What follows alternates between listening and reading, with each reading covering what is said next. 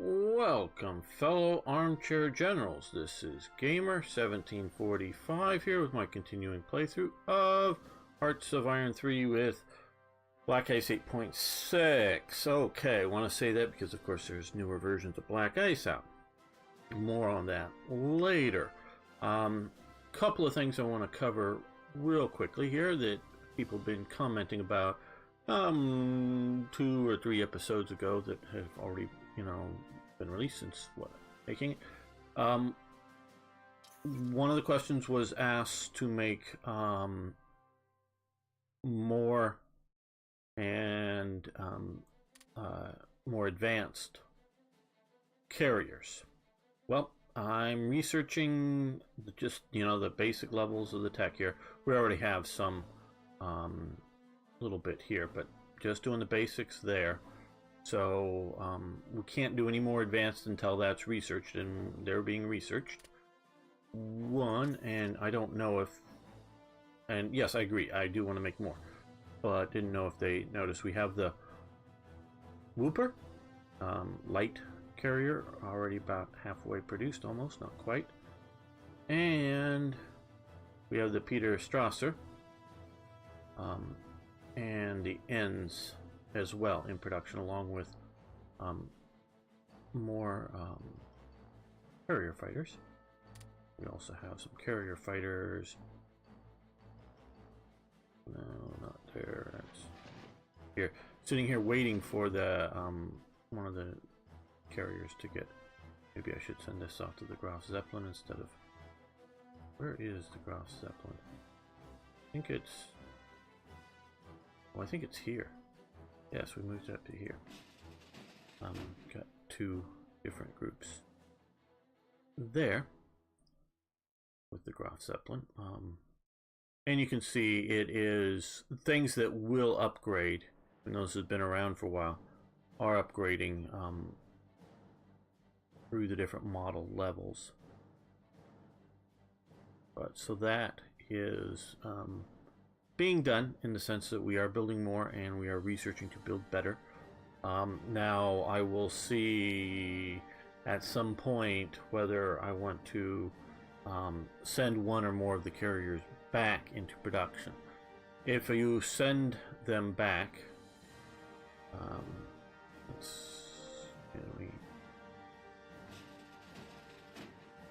here to upgrade them, you can upgrade them to themselves. You can upgrade this light cruiser to a light cruiser, but it goes back into production, and it goes through quicker than producing and less resources than producing a fresh one, but it will upgrade it to whatever the current standard is at the time of start of sending that back, so of technologies. So we might do that, but I just don't know. Time, sometimes we'd rather just have a carrier today than, say, the better one in 9 months from now, kind of thing. Now, also been warned, rightfully, about using up a lot of resource or rare materials. We are capturing some more here down in India. That's 12 as a base. And that is just 5 as a base. There we are getting a little bit more, and some more down here recently. That is 6 as a base. Up here earlier, hardly any there, but so we are getting more there. But what I did do, because of the warning, I came out here where we have like 12 as a base, another 12, and no, not there here. Yeah, another 20 as a base. Added another level of rares extraction facility there, so that should help keep us from hitting the bottom. This is just because of bombing and things going on. We can take a quick look at that. I recently sent some more fighters up. Well, maybe not so much for bombing. Maybe we just need more. Now, of course, also this could be stuff going to start flowing in from our... I think it takes a few moments to calculate stuff coming in via convoys from when you first start flying. I think that does most of the question. Oh, what else was I asked?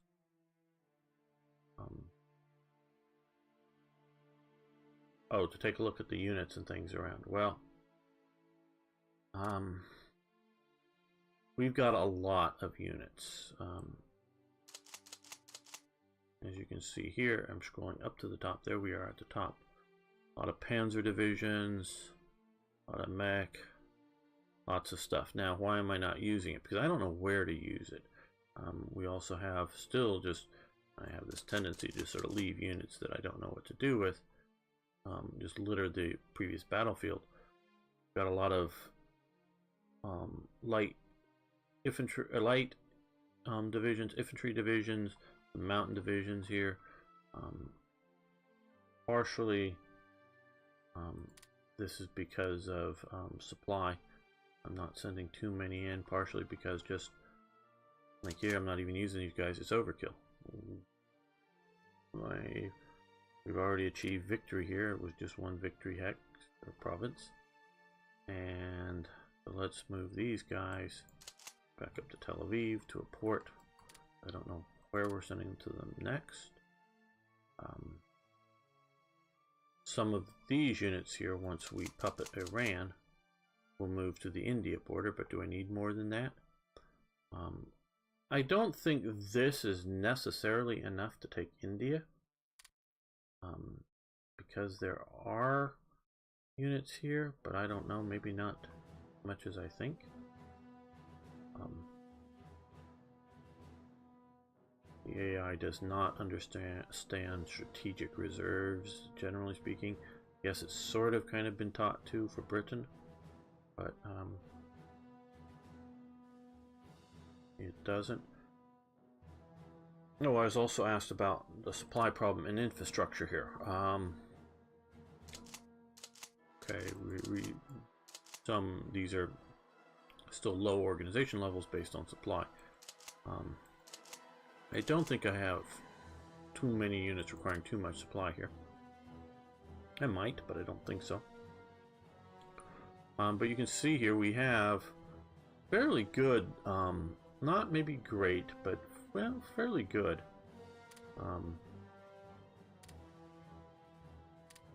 Yeah, some of the provinces go down a little bit, but I don't think infrastructure is the reason for the supply problems here. What I think it is the AI is sending out supplies to here, but it's passing through, shall we say, a solid wall, multiple depths of other divisions, and these units are just sort of eating it up, and it's topping them off instead of letting, I don't know, getting these down to half level supply to make sure that these stay in supply. Now these are all saying full supply, because when you first start the game, all units say full supply until it calculates that for the first time. But so that they may be, if you will, eating the supplies as it's coming through. That's sort of why I've moved some of the units away from here. Stacked all these guys up there, because it seems to do better to be able to send them in, but I don't know. So, oh, I'm mentioning supply. I wanted to send supply to, what is this? Yeah, Cochin. So, let's go to production, create a supply convoy, and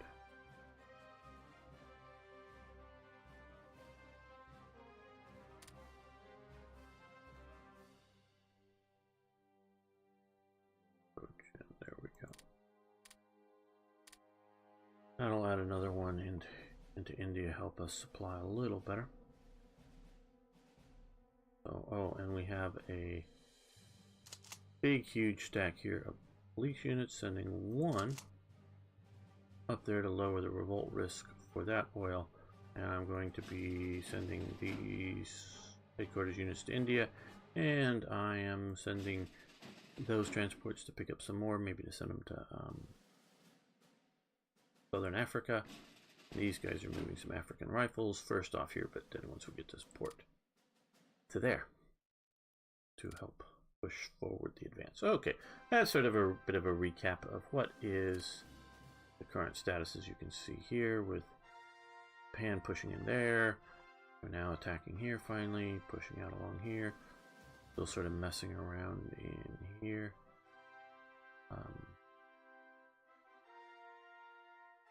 And sort of messing around in here with garrison units and stuff. Like the US has sent some forces over in there, maybe via events. See that, the regional source. Japan is still holding with 2 Marine divisions, and looks like, I guess, it's trying to attack up Anna, the big island of Hawaii, towards Honolulu. Oahu, I believe, is the island name. I'm not always best on the island names. But, so that's the current status. Now, I guess before we even start the gameplay, I meant to talk about this at some point, but I can do it now. This series is not over. This isn't a final episode or anything like that. I don't want you to start thinking that. But, and as one person asked, is the invasion of the US still on the cards? Quite possibly. That is still sort of the current plan. Probably the Britain before. See, we are basically a year away from, slightly less, from a D-Day invasion. We may just sort of wait for that because that's just going to take time. And quite honestly, part of it, I want to see how it goes. I have not had any more events building any more of the West Wall, maybe because I've not had enough of the right resources long enough, including money, to fire. I still wonder about, how do I put this? You can, I think, drop in units into a province via an event. But you can also change control and ownership of the province via events. And what I'm still concerned about and one of the reasons I sort of want to see what more clearly what they've done for D-Day, wherever, because it could happen theoretically from, I think, from roughly here to here. Somewhere along the coast. Now, it's heavily weighted, and it's been a long time since I've looked at, I think, the last series. I really looked at the code. It's heavily weighted to sort of in this sort of section, meaning this is more likely random chance to happen. But if you build fortresses like this, and then if the AI takes them, or the event takes them away and gives them to somebody else and puts them in, you're now attacking your own fortress. My understanding of it. So it might not be good to build fortresses against an AI scripted event, because you cannot, to the best of my knowledge, well, I think you might be able to stick fleet down with a bunch of units into it, but it would just sit there and then probably go home. It wouldn't go think, oh, well, maybe I should attack somewhere along the coast. You can't even, to the best of my knowledge, state that, put them in the act of coming ashore.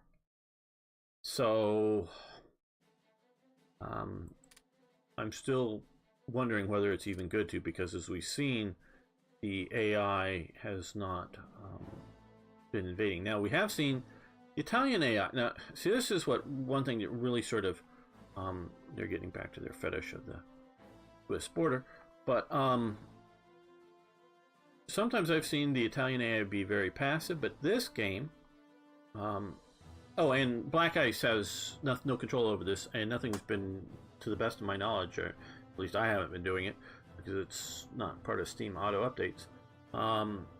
this is purely the Paradox is doing. Is programming the combat AI, and none of it's been changed. But games 3 or 4 years ago still matter. The Italians on their own took Malta, took Gibraltar, and has now done less than stellar and ill-advised invasions of Britain. So that's pretty active for Italy. Other times I've seen them very inactive. One of the posters, I forget who, sorry, has said that in his game there's been 3 American attempts to invade Norway. So that would be something of interest. So I sort of want to see what. That's why you may be wondering why I'm not speeding all these panzer divisions over and building even more landing craft to invade Britain itself. Because once you do that too much, the control checks for some controls, it won't do the scripted invasion. So I still sort of want to see what that's going to be like. It's why I'm not doing that right away. But that doesn't mean we're not going to invade England. So, but like, sort of got on this topic here is, like I say, it's not going away. Revolverheld, my good friend, who makes what had been known as GGA, he's now making GGP. What is it? German gameplay? Maybe messing that up. Mod. Make some ethnic comment about lack of creative. Well, of course, Third Reich events isn't terribly creative either. Titling, very descriptive titling. And if I understand correctly, he's broken it into 2 parts, not just one part is full and the other's light. One part, there's still the GGA, in which you have the really bright unit symbols and all of the other German immersive names for things. Sort of the real, that sort of stuff. Also the when you click here, instead of getting this drawn image, artistic image, you get a period photo of some infantry troops or whatever. I've played with the black and white images that he does. I really like them. It is a close call for me which one to use. I don't like the bright images, and I do sort of say this is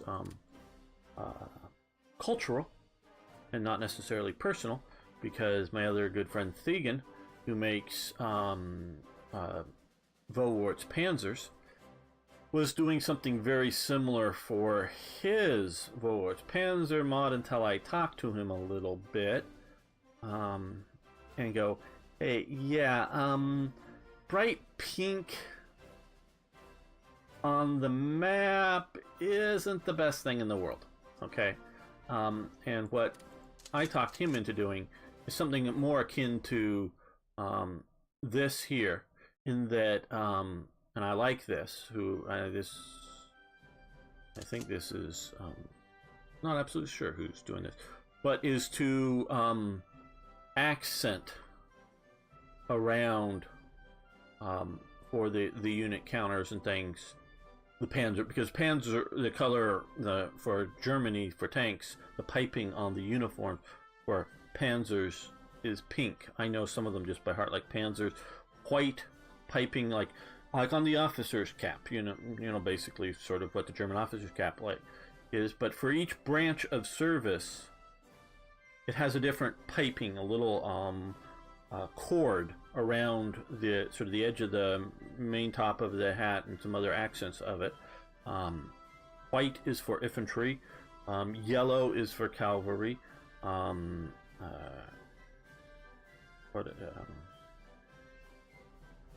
artillery is red, I believe.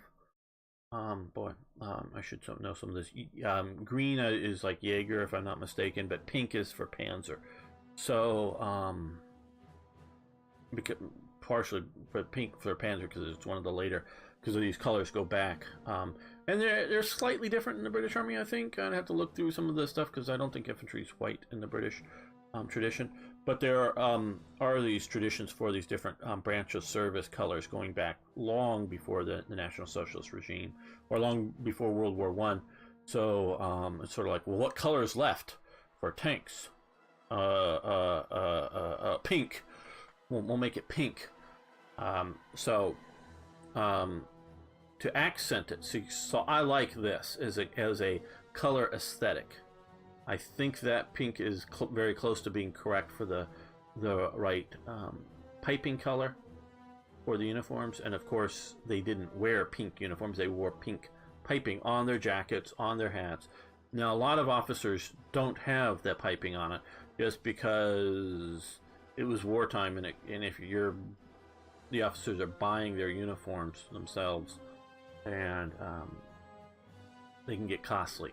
And there were some very high-end uniform manufacturers, and of course the high-end uniform manufacturers were still able to get high-end quality stuff, or had it stockpiled towards the end, but it got more and more expensive, and fewer people. Goring could get whatever gaudy uniform he wanted to up until the end of it, but other ones started to get shorter and shorter, and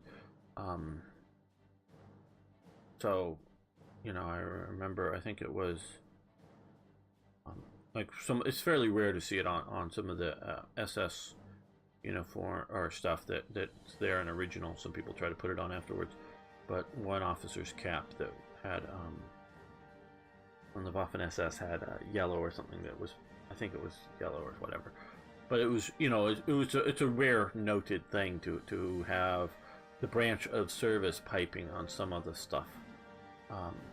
Not everywhere, not, it depends on when, but that's sort of where that comes from. And so an accent I probably would be living with, outline this in artillery red, well, it's white, so I don't know, but you know what I mean. It just sort of, you go through the different colors and just outline it or something like that.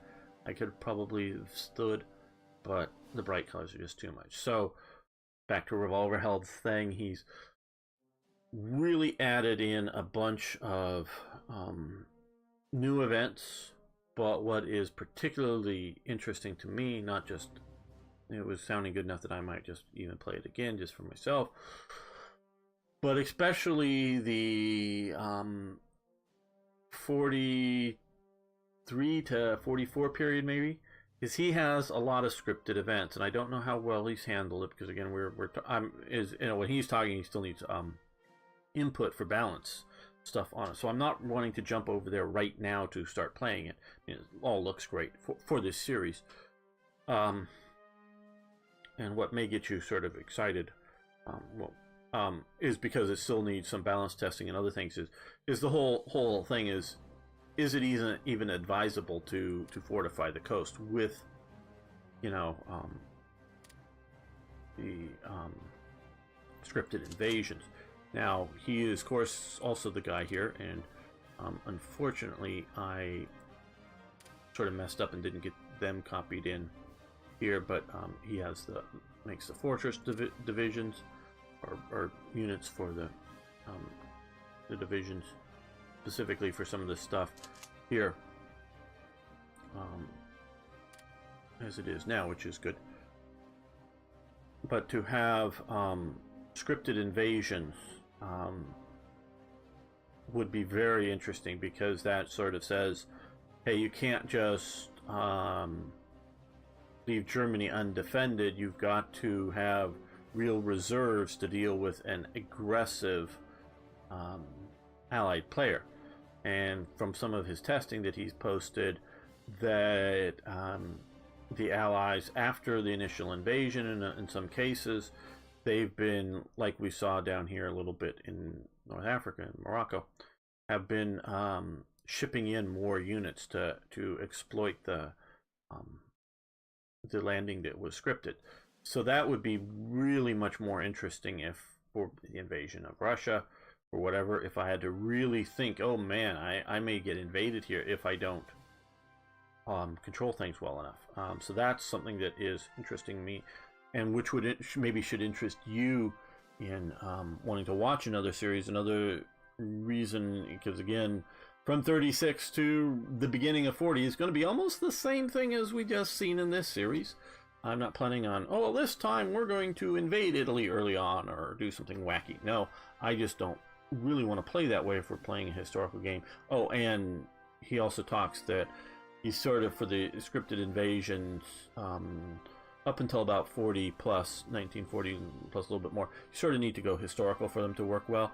But he has done some ahistorical or non-historical stuff, like if Portugal or Spain is in the Axis, invasions to Portugal, or maybe even, who knows, Angola or Mozambique or something. But some other invasions that, you know, depending on unhistorical conditions. But if you start going too weird, they won't work. But which also may get you interested in wanting to watch the a new start over is just Black Ice 9 point whatever. But again, because even if I get a lot of people saying, and I do want your impact, whether you would want to start all over again and watch from the beginning, because again, I very well could start over, but if numbers don't stay good, and this isn't a threat, it's just a reality, numbers don't stay good, it's just not worth my time to make a series. So it's just like, yay, but I got something else better to do. Fine, if you know, if I'm not giving you something interesting to watch, you shouldn't stay. But if it is interesting enough, with watching Black Ice 9 whatever, which will be different, more events have been added to Black Ice, more events, just other immersive events added by still calling it GGA, but GGP, would make it a bit different, a bit more interesting to go over. But again, I'm not wanting to even jump on that right now, because I would really like him to continue with his work with the play balance and getting feedback in before we start looking at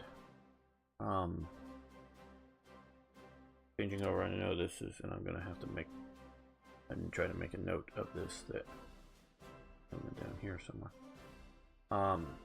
to jump in for start a gameplay. But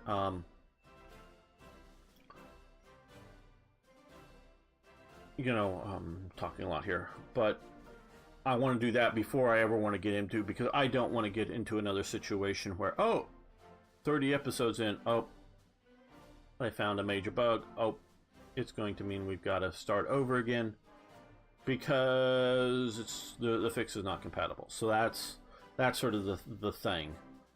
So we're not going over to that anytime soon, as in weeks. It's going to be longer than weeks for sure.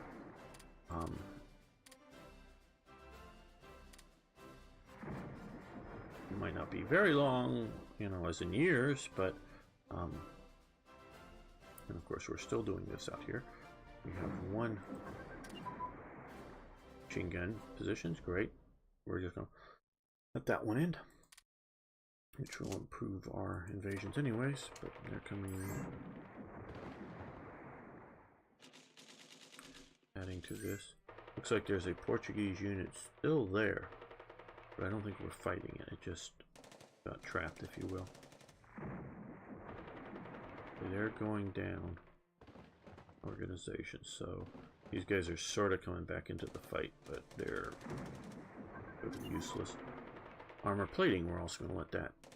I think both of those are. Yeah. Armor plating, machine gun positions. Wanted that because I knew we were a little bit into the red. Okay, Hungary. Give them metal for money, sure. So, but I do want your feedback, whether you would want to watch, and the more people that say it will be more encouraging me to move sooner, though, you know, that rather than later. So my intention was to invade the U.S. and/or start a second war with the Soviet Union to take the rest of it. Well, I don't know. We'll see how it goes. Yeah, we're losing some provinces here. Let's stop this and go over to there.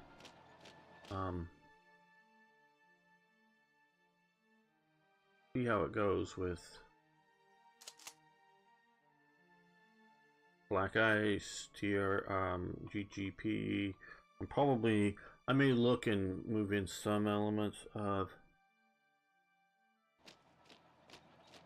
GGA. I'll just have to look and see what it is. I can edit the stuff reasonably well enough.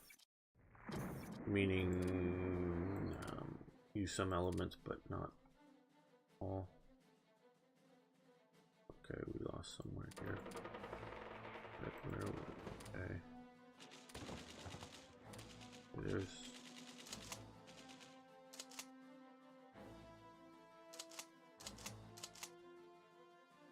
being attacked, it looks like.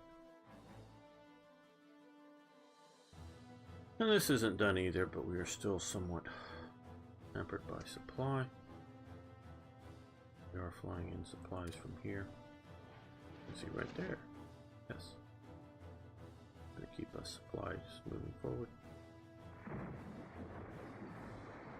Right now, not that the invasion itself is critical, I'm mostly just worried about my two big battleships. Gun turrets advance, great. Armaments. Gun turrets, yes. Towards the end of the war, the Americans, well, the Germans even had a little bit of remote gun turret stuff on some of their stuff. I don't think that the Germans worked, and it's not even necessarily actually remote turrets, but remote position, remote firing the gun from a remote position. Okay, well,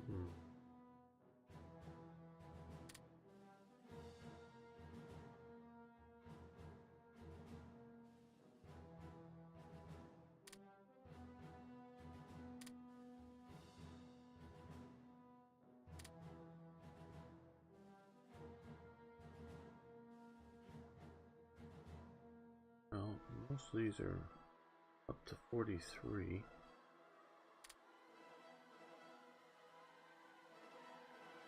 Well, that would help, wouldn't it?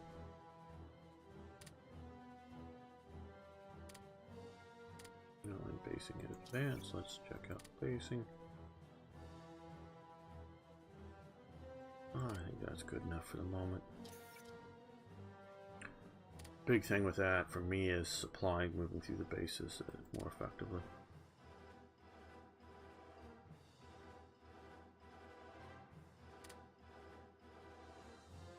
Sometimes, but let's look.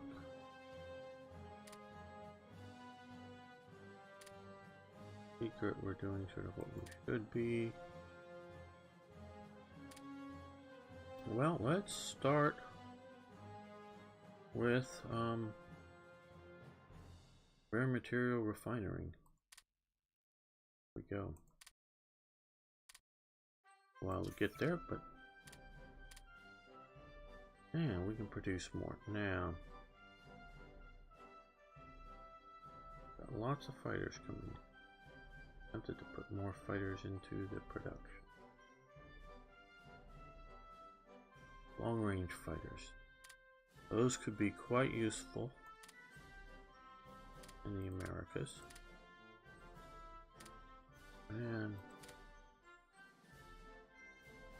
more interceptors as well. So I'm thinking about if we come in and with my, just generally speaking, I sort of have a general strategy.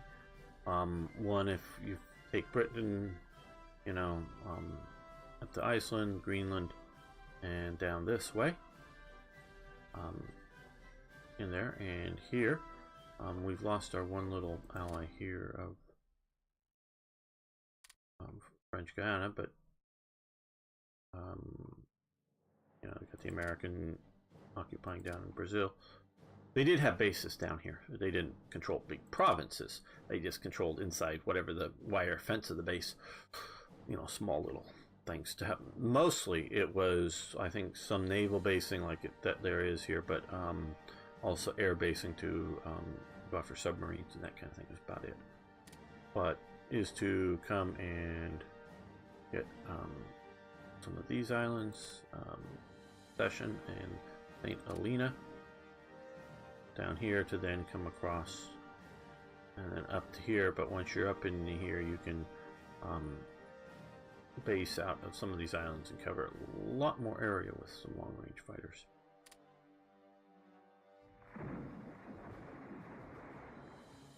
How are we doing? So, yes. We want up here. Okay, good. They're pushing in. Okay, well, you know, let's fall back. Just because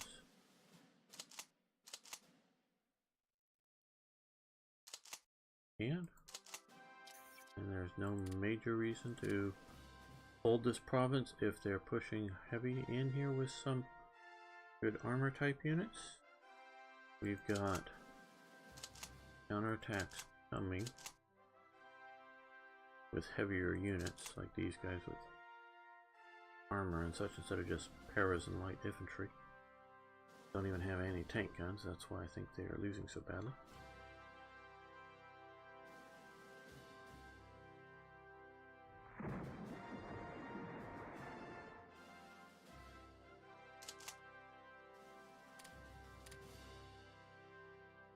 Okay, they're gonna get there.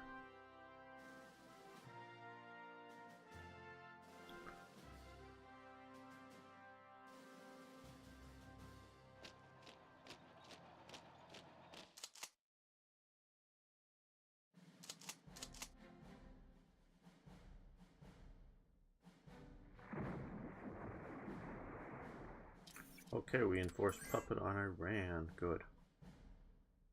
So now we have Iran as a puppet. It's good. We should then also be getting their excess resources above whatever their immediate needs are.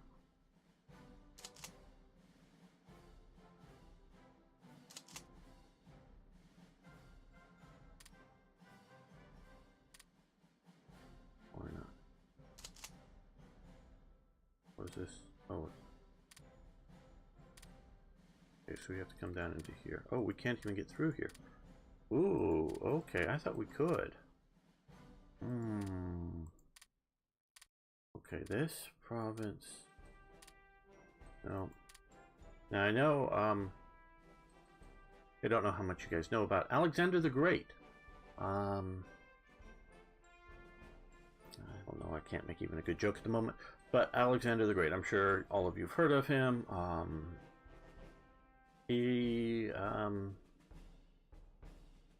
I do agree he was great. I've watched several biographies, read a little bit of Arian on him. Okay, he came, you know, defeated the Persians, Darius, not Xerxes, Darius, I believe, emperor eventually here. And then he marches into Afghanistan and messes around for a while. Basically defeating militarily, politically, the significant rulers here. But as we all know, still to this day, the reason Afghanistan is what it is because of its mountainous. And I'm sure that there are, you know, holdout regions, you know, that weren't fully pacified. And so he starts mucking around up in here, dealing with various groups here. Now, remember, Alexander's army is very much an infantry army, based primarily around the phalanx, bunch of spears, sort of blocks. Similar, but different than the pike blocks of the Renaissance. But,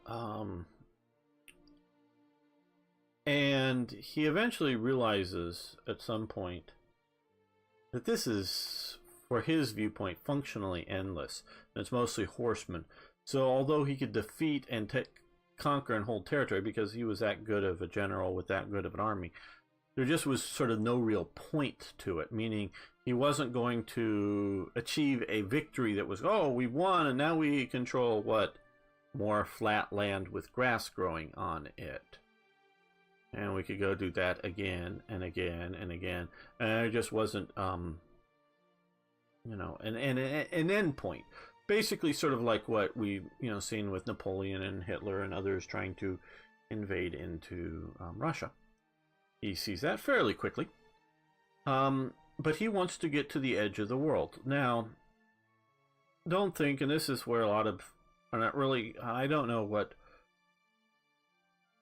common people thought in different parts of the world, and I don't know what educated people thought in different parts of the world, but those are two different things, especially before printed books and people mass reading. But definitely by the time you get to go through the Dark Ages, particularly the Middle Ages in Western Europe, most people really start thinking that the Earth may be flat. Now, of course, sailors could tell you that it wasn't, because when they go out to sea, even just coastally, they see the horizon bend at the edges. So they sort of know that it's round. I don't, know if they think if you go to the other side of the Earth, you just fall off of it. But, on the bottom side from where they were, I don't know. But I don't think they thought so. The classical world, including Alexander, knew the world was round. There was a miscalculation of the size of it by some Egyptian at some point, thought it was much smaller than it was. They miscalculated the size. That miscalculation of the size, to my understanding, is what Columbus used to think that he could sail from Europe to China. And when he was starting to get into this sort of region here, he thought he'd already should have been in China. And I mean, that's how much smaller the world he thought, in diameter was. And obviously he started running into islands and thought they were Indians, because the reason he thought they were Indians is because he thought he bypassed China and now was in India, the island, because they knew that they, from various explorers and things, they knew that there was islands out here and, in places. Marco Polo, remember, had traveled around and had traveled down into this part of the world and made maps and things. So, he thought that they had almost, and he also knew that, because they did have a very good idea of, because if you look at here, go right across here, though this map is a bit off, quite honestly. Yeah, it's a bit off.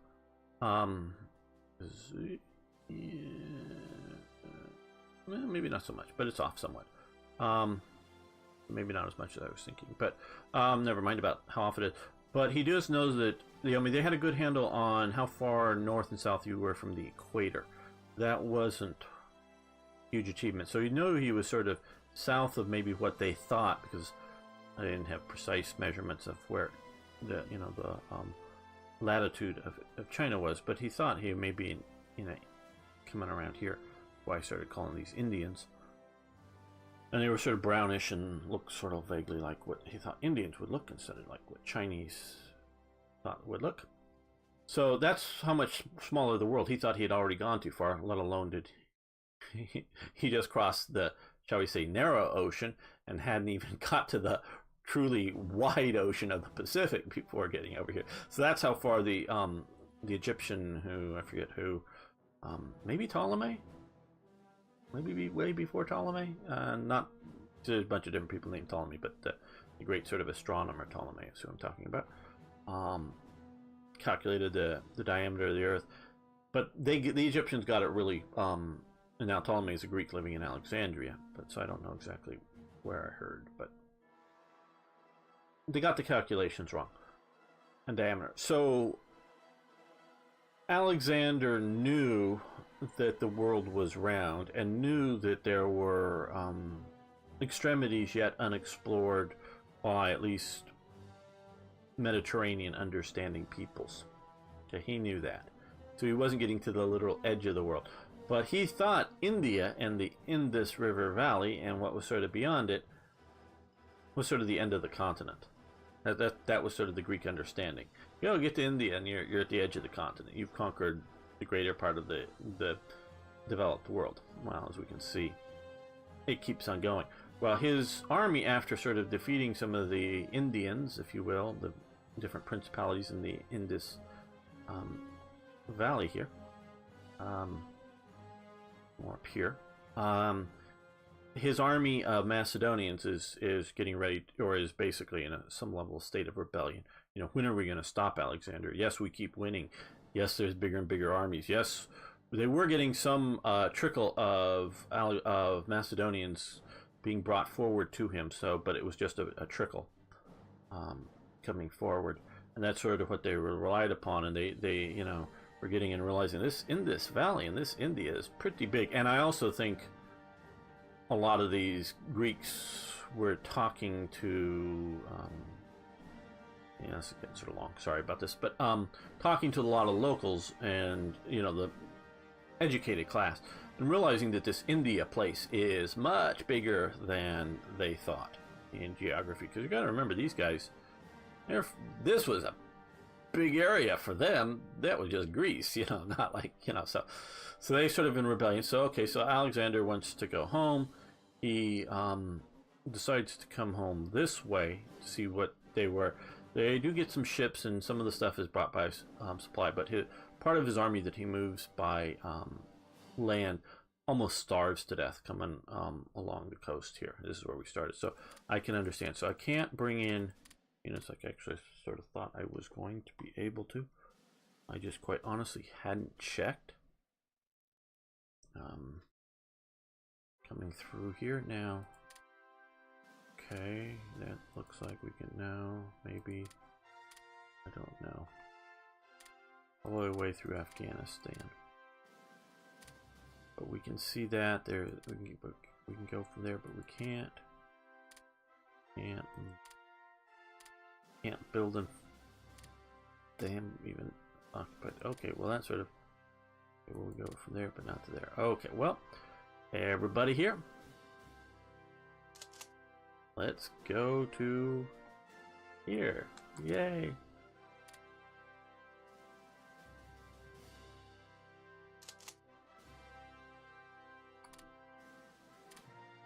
Long way just to get to here. Long way of talking, but no, we don't want the police units. So now we're re-grabbing some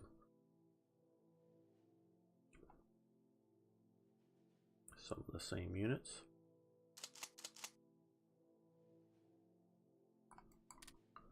Okay, well, we're going to see about doing an invasion with these guys. So, you guys come over to here.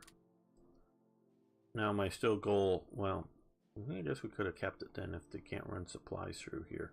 That was sort of my, I didn't want to run supplies through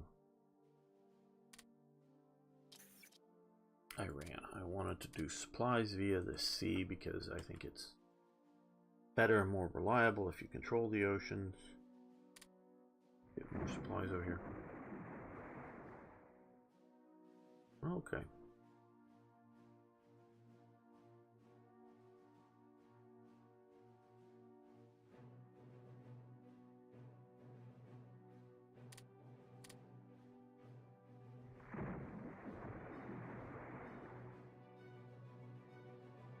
Oh, they're bombing me down here.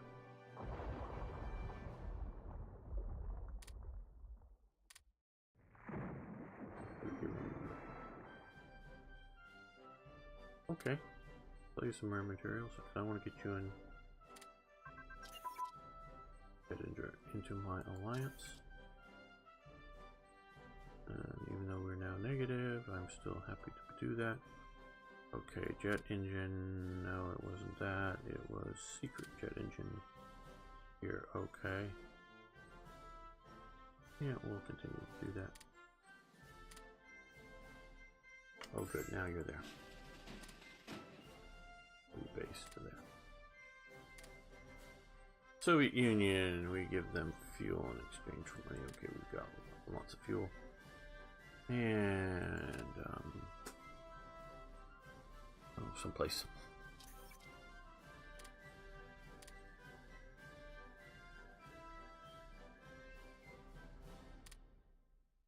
And it'll be down here on the bottom. Yep. Send in supplies directly to them.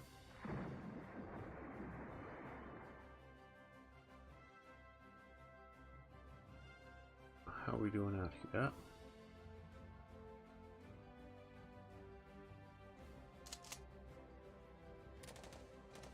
We're almost there.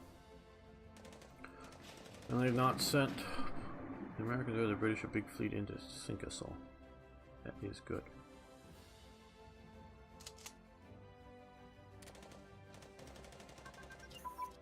Large warship radar, that's great. That will make our capital ships that much more effective. Be able to target enemy vessels better. Well, let's do battleship engines.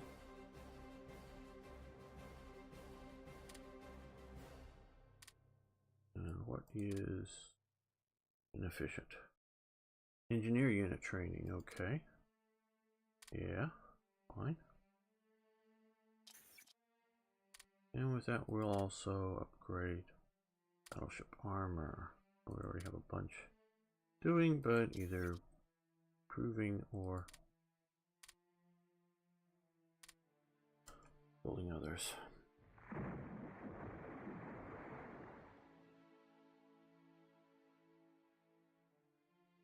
Oh, also now we have some important decisions that we should be making here. Okay, not Case Anton, but Hermann Goering Division.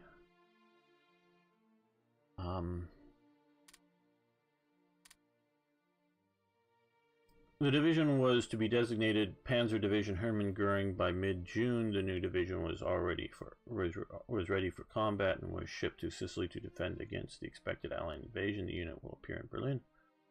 Okay, yes, knew we would lose that. Okay, so we get a 70% chance of getting AG comp group Schul activated. 25%. Okay, so presume those are just more and more chance of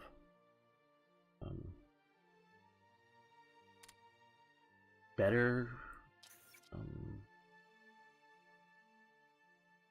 any of those in the production. I know I said Berlin, but see here. Okay, so not in Berlin at this moment, so that's changed. You see that, and this is Conf Group Schul HG Schul Hermann Goering. So the others may have been additional support units. I'm guessing we got the 70% against the most standard one. Gross Deutschland upgrade. Okay. Gross Deutschland Army Corps. In June 1943, with the addition of armored personnel carriers and a company of Tiger tanks, the division was redesignated Panzer Grenadier Division Gross Deutschland, and Gross Deutschland 1 was renamed Panzer Grenadier Regiment Gross Deutschland. Their counterpart in the division was renamed Panzer Fusilier Regiment Gross Deutschland, and the newly re-equipped division was attached to the German 4th Panzer Army of General Oberst Hermann Hoff, Papa Hoff, and was to take a major role paired with the SS Panzer Corps in Operation Citadel, and of course is the Battle of Kursk. The battles were to sever the Kursk salient. During the build-up period, a battalion of new Panzer Aus D tanks, which were the first model of, for some reason then they later go back to the A. I don't understand that exactly, but the very first ones came out were the Ds. came under the operational control of Gross Deutschland. Okay, yes. Now this is no random, but we'll get a bunch of stuff here. Is that in our production or on the map? It's on the map. See a sort of elite light infantry somewhat type unit, and then the main heavy armor organization. And upgrade.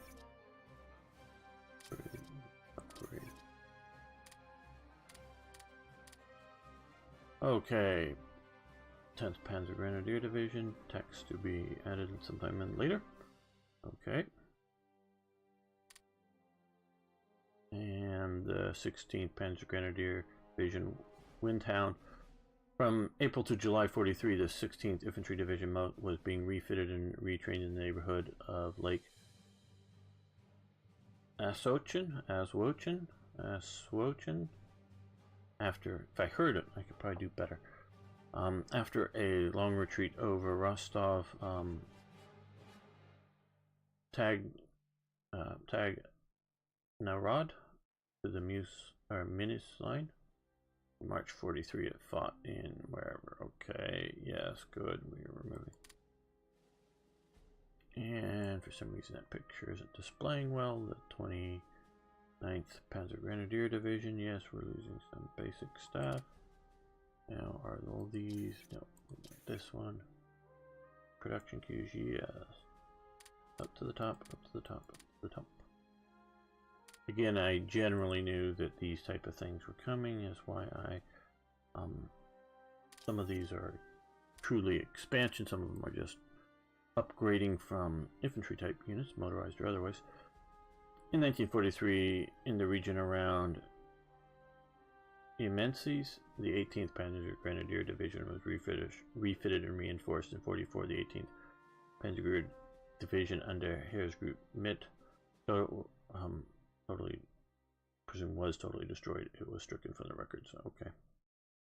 Okay, so we're again losing a motorized infantry division.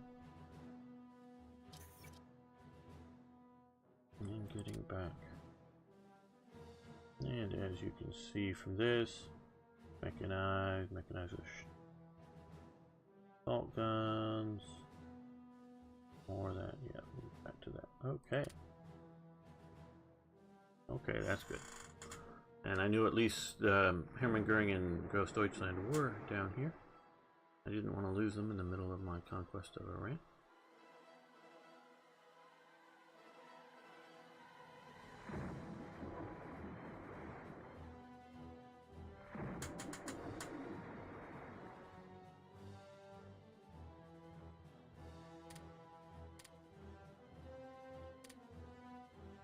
Okay, now you need to, let's see, attack here so they don't get to go into Cape Town.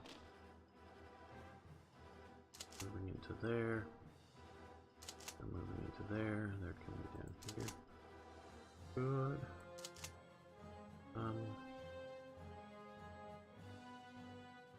Let's attack into there. I think we're going to be here. We need support. We'll just go for a little bit, see if we're gonna. Nope, no need. I don't know if we should port mountain bigger or not.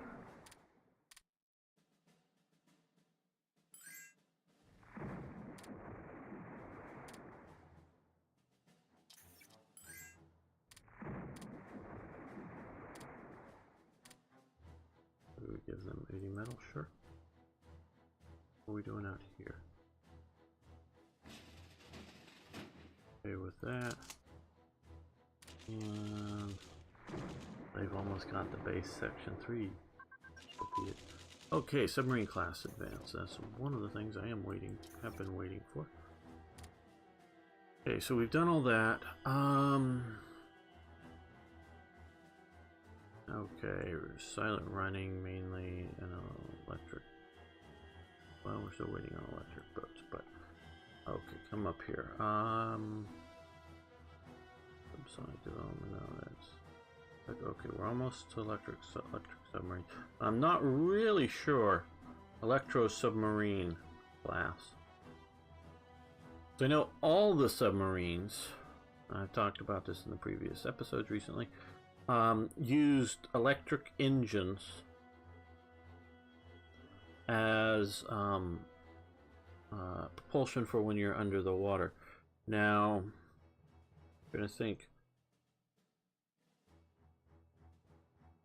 Were there some that the diesel engines only charged the electrical engines up, meaning you couldn't even power the submarine from the electric engine or from the diesel engine?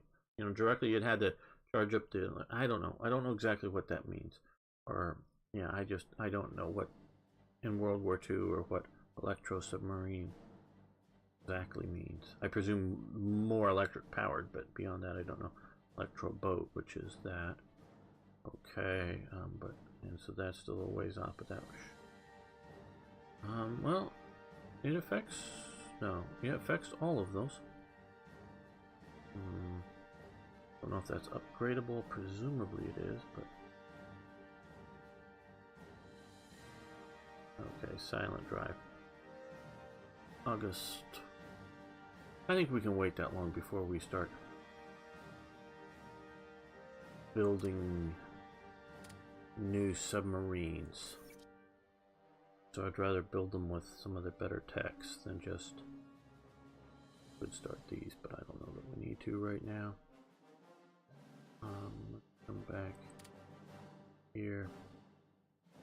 Capital ship, secondary armament.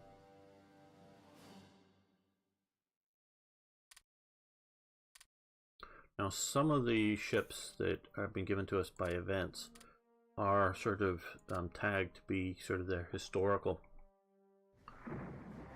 supposed level type things, as opposed to what our current techs were at any given moment. So they may be better than what we could build now.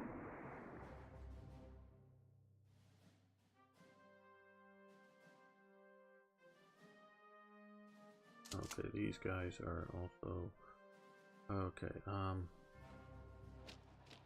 Yeah, see, I'd rather get these guys defending to keep from being cut off here. While these guys, because again, those will be assault guns. They're going up north. They're going up north. These guys will have anti-tank guns, so they'll do a little better. Back to the assault gun unit. Okay, African recruitment, good. See how we're doing that? That'll get us a little bit more light infantry, and we'll let that go. Light cruiser. Oh, I want to check something. Nope, we're not yet at. We don't control tally. Okay.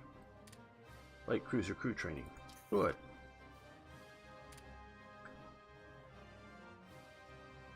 .41.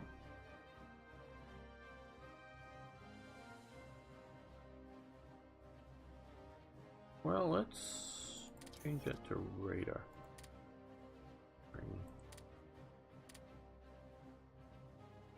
Ancient Delhi. I think we are ashore here now with these guys. Okay. And these guys are ashore here now. Okay, so you get to come over to here.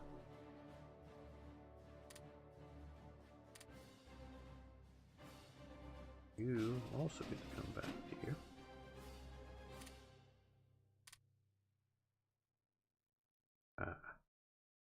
There we go. Now, he's sort of wandering parapolitically around. They're going to occupy up all of that. We're going to leave the headquarters here. This should be radically reducing bolt risk in this region. So these resources should be better. You occupy there. You start marching, occupying up to here. That will free this guy here.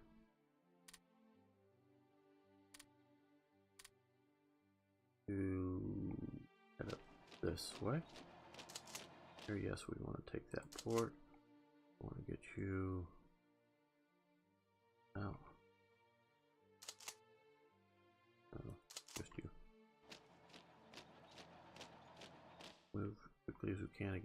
Bay.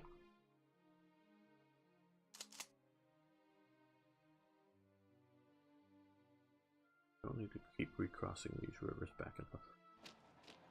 So let's just go that way. I think that would be fastest.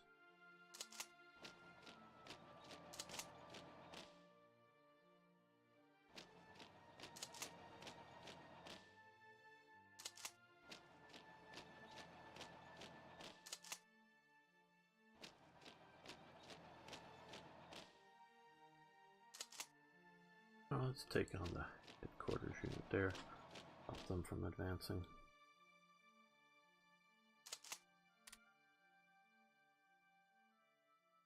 I see a photo.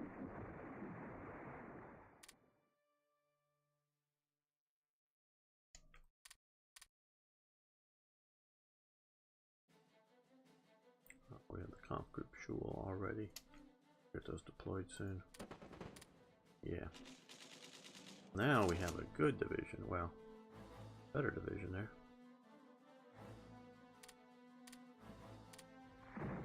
Okay, we have won against the Azores. Okay, how long until these guys go pretty quick now, hopefully. Okay, well.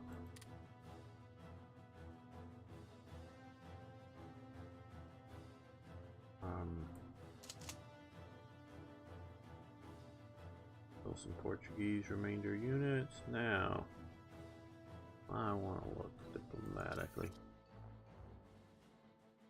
This may have hurt us, or maybe hurting us more with Portugal. Invite to faction.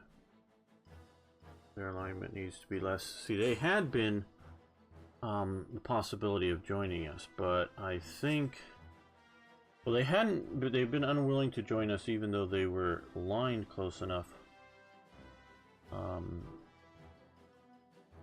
Moving mostly towards the axis. Okay.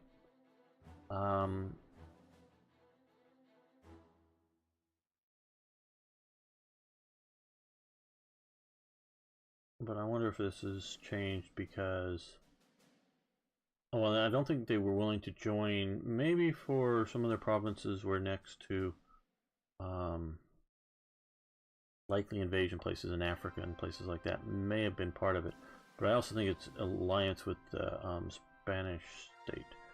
Mentioning that, let's see how we are doing with Spain. Spain has a pretty large army. Fight to faction. Okay, see, now there we're almost got Spain to where it comes in, and I think they're the dominant partner in the alliance, so I think they may be willing to join if we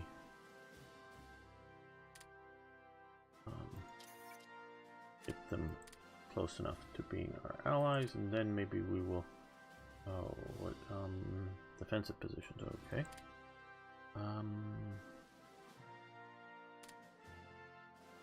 Okay, stop that. Well, let's come over here for industry. And we've already got rare materials. Let's... more supplies are nice, so let's go with supply production.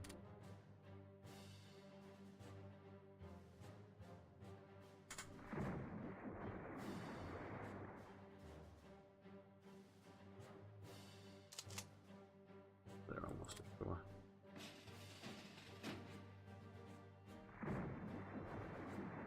And they're heading back.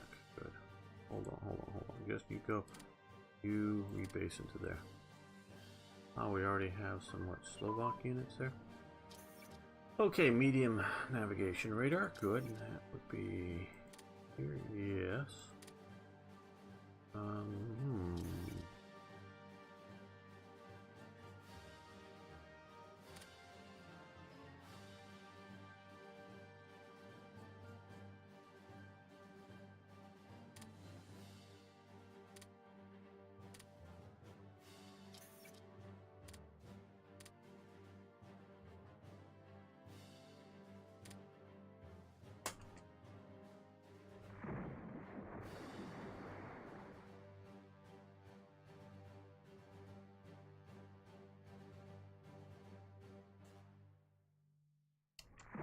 need to supply here, don't we? We haven't set up any supply. Okay, well, let's go out of Bordeaux to there.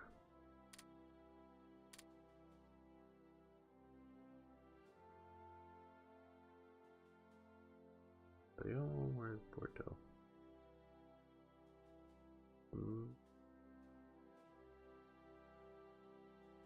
Right there, man, just above Bayonne.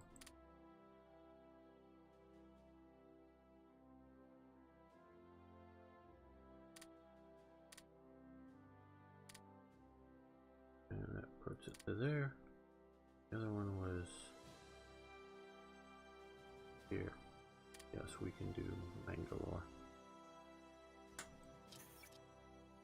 as well. We also need to produce more transports.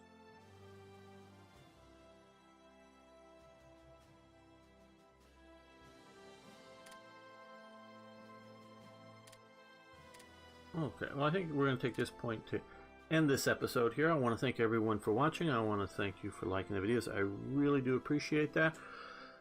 And of course, please post questions, comments, suggestions, ideas, corrections. Love hearing from you. See you next time. And if you haven't already, please subscribe to the channel.